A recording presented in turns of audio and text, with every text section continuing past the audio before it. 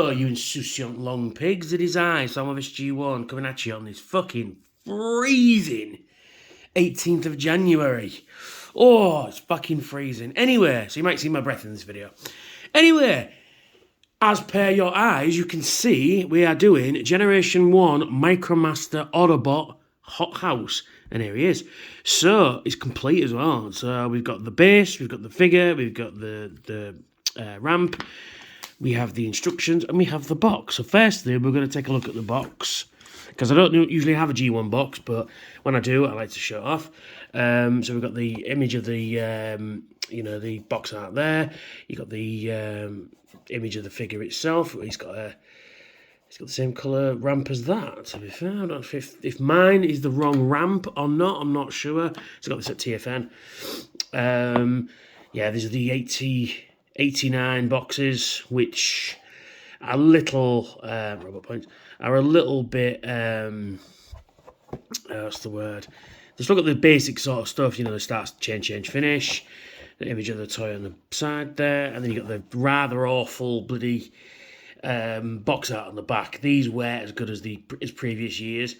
This era of G1 is a little bit strange. I mean, you got Pretenders, Micromasters. Don't get me wrong, I love Micromasters. I'm going to get into that in a minute, but the packaging is not great. Tech specs are not great either. You didn't get the red decoder strip. We've got the bio. Function, long range defense. Communication is the key to unlock victory. A babbing brawler. Talks constantly even in battle. His fire station is equipped with built-in siphons that draw water from soil from a high-impact water jet that can blast through granite. In battle, his station, his front ramp converts into a high-speed battering ram. Also armed with a rocket launcher and freeze missiles. Okay. And then we've got a little write-up on the top there. Let's see if we can get a good view of it. There we are. If you want to read that and pause it, you can. There we go. And that's the box. A very nice box, but very 89 box. I mean, I think up to this point, it's where you lost the black and got the grey, but it's still pretty cool. I like the box, so we'll just move that over there. We got the instructions. Yeah, a little late on the instructions. Basically exactly the same as the early years. But this one's very simplistic because it's only on two sides. So we've got the base there, the Micromaster himself, what you get in the set, some stickers, and then shows you how to transform it. Quite simplistic, we'll get into that. And that's your sticker sheet, and that's your how to read the tech specs. And there we go. So there we go. Very nice, very nice, very nice. Instructions. And on to the main event, and here is Hothouse in his base mode. We'll take a look at the Micromaster itself, and it's a A10 Thunderbolt. It's a recolor of one of the Decepticon Airstrike Patrol, I want to say Whisper. It's probably not. I'll put an annotation here. But yeah, it's very nice. It's an A10. See, I'd have paired this guy with a fire engine, what's it, Red Hot, but changed the colour up a bit, maybe painted in white with red highlights. But there you go. But then again, I guess this is one of those planes you see, or it's supposed to be one of those planes you see during a forest fire that collects water and then dumps it on the fire. It's quite a nice jet mode, though, to be fair. See, these had stickers on, these ones with the sets, because obviously a bit of a higher price point. Fire department, that one's a bit peeling. I wonder if there's a toy hacks for this. I'm sure there is, because it's missing Autobot insignia everywhere. We'll get onto that in a minute. So there he is in his jet mode, visible head, and you transform exactly the same as you do as the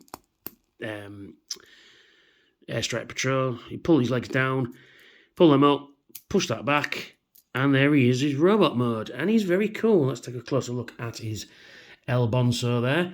Very nice. Separates the sort of maroon red and the white. It's quite nice. Wish his eyes were painted blue, but there we go. And then we've got, various details there. And in terms of articulation, he has none. It's all transformation. I mean, you can bend his knees, and that's about it. And you can bend his hips back, but that's about it. That's all he does. So we'll put him off to the side there. And we'll take a look at the base. And as you can see, it's very nice. I don't like the colour. This sort of neon pink is a bit weird. You've got some nice moulded detail of the treads there. No wheels. I'll get into that in a minute. Got some nice stickers of sort of engine parts, I guess. Danger. You've got fire station. And in the back, you've got... looks like fire pole. You've got like firefighting equipment there, and protective clothing and stuff like that. And then you've got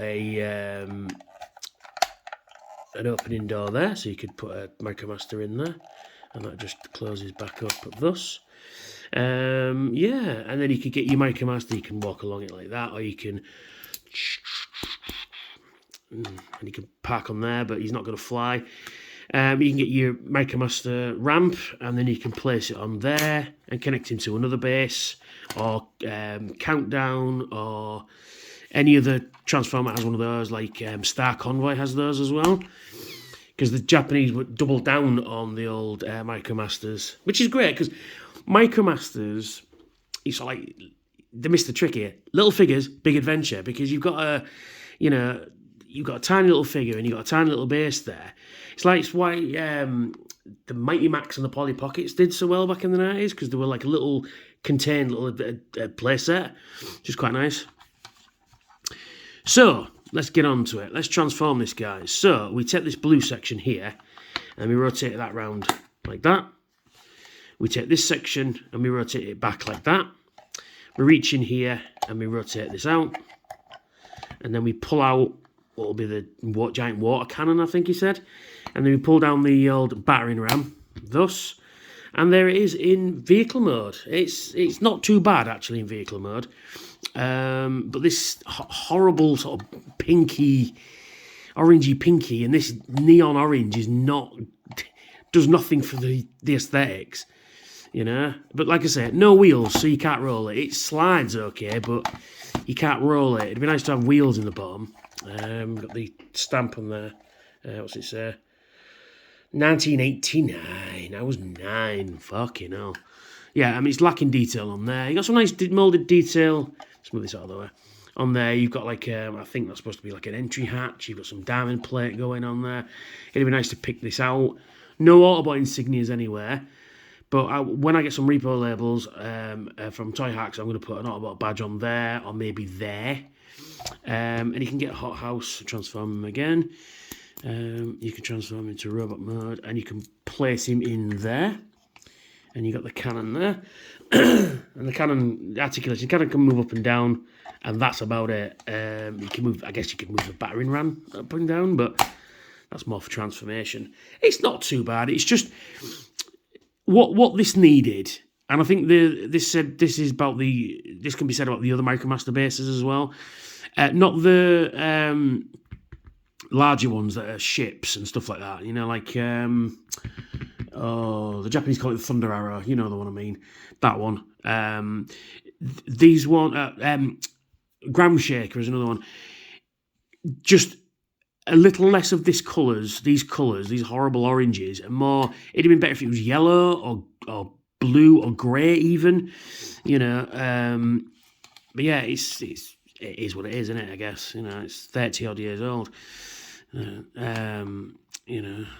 it's done well. It's still in great condition. I say the box has seen better days, but it's in great condition. But that's it. I mean, that's all it does, really. I mean, but the imagination is there, though. I mean, if you haven't got a lot of room, or you could go out in the garden if you're a kid, and you can have adventure with Micromasters. You could pretend they've been shrunk down. But it's not too bad. I'll just take it to fire station mode very quickly. And there we are. And you can stand there. He won't fit in. Does he? No, he won't fit in there. His wingspan's too small. But yeah, I mean, a bit more thought could have gone into these. But I mean, I guess for the price point back in the day, I'm not sure how much these would have been. I would reckon about £10 back in the day, maybe a bit more. But it's not too bad. I mean, you do get a figure with it. And Micromasters are great. Like I said, I think Micromasters, just with a little bit more research and development into it, I think Micromasters could have been, you know, a big thing. Because they were in Japan for a while, as far as I know. So yeah, so that's me. That's Hothouse. Thank you for those who voted for this review on the old Facebook, YouTube, Transformers page. I always get that name wrong. Yeah, so thank you for all those who voted. Actually, it tied with Bumblebee Studio Soundwave and something else, which I can't remember offhand. The Jurassic Park set. So I will do those two next.